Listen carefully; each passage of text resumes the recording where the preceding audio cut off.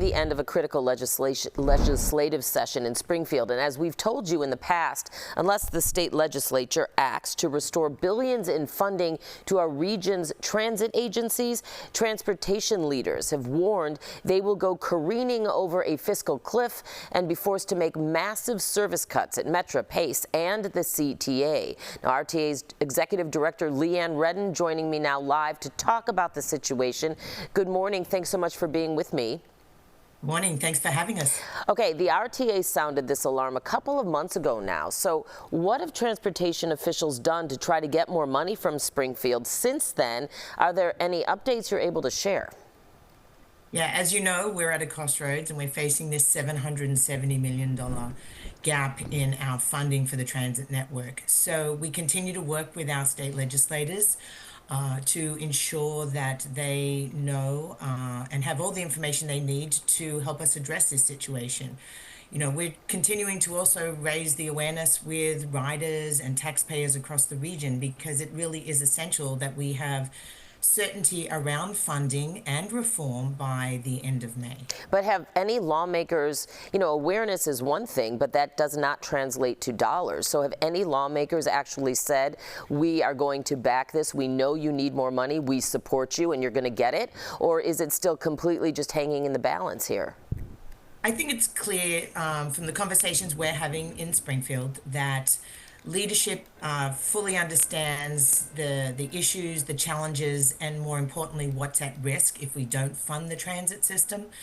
They are actively working on this, and we continue to stay engaged in those conversations as they're talking through both how do we reform and change and improve the transit system to move us towards faster, cleaner, safer rides, more affordable rides, and a better transit system that's easier to use. We continue to work with them as they sort of wrap up those funding conversations, as well as in their last few weeks of work.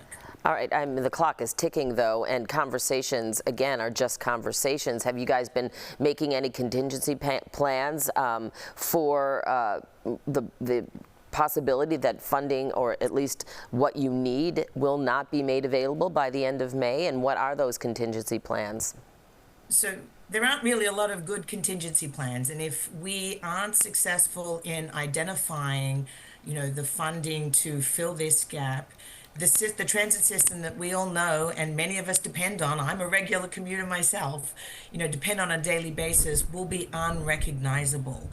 As you're highlighting here, some of the cuts that the Transit 3 operators, CTA, Metra, and Pace, will be facing.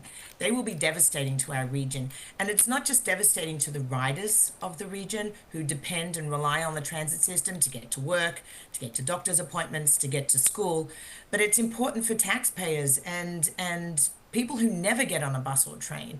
The congestion levels across our region are already extensive, and they're going to get worse. And so we really need to have that funding certainty. So the contingency is beginning in June this year, the RTA and the 3 operators are going to have to start the planning for 40% cuts across the service in our region. And as I said, making it unrecognizable. So it is critically important that we had that funding certainty. But Leanne, if I may, by the end of May. Everyone's been saying this for months now, a couple months now. I mean, it's critical, but there's been, in my opinion, at least based on what I've seen, there's been little to no movement. So I think that's what I'm trying to ask here. I mean, can riders be assured that something is going to happen, or are these cuts at this point almost inevitable? I wouldn't say they're inevitable. I am cautiously optimistic that the conversations are continuing, and 3 weeks in Springfield is an eternity quite a bit for of some time people. left still to work on things. But I would encourage all your viewers to go to savetransitnow.org and share their thoughts and opinions with their legislative leaders as these conversations continue. Okay, because to be blunt, there are some legislative or lawmakers downstate who don't have a lot of sympathy for Chicago and its transportation woes, so they might need to be won over a bit. Leanne Redden, thank you so much for joining me this morning, and we hope to have you back in a couple weeks for another update. Thank you. Thank you.